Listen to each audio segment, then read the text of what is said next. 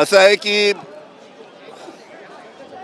विधानसभेच्या निवडणुकीच्या वेळेस 1 वर्षापूर्वी मोठ्या प्रमाणात EVM मध्ये घोळ घालण्यात आला, EVM मॅनिप्युलेट करण्यात आली आणि EVM मॅनिप्युलेट करून ह्या निवडणुका जिंकण्यात आल्या।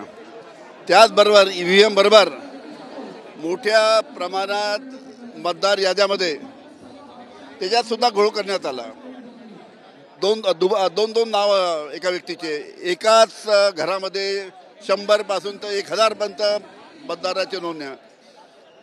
मुंबईचे महानगरपालिका आयुक्त यांच्या घरी तर 120 नोंदी सापडल्या सरकारी निवासस्थानी।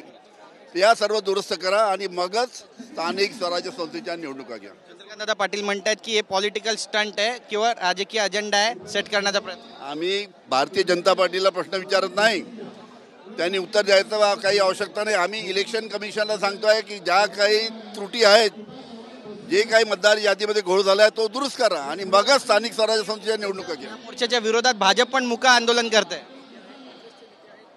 नक्कीच आपण पाहतोय आपली भूमिका या ठिकाणी मांडलेली आहे।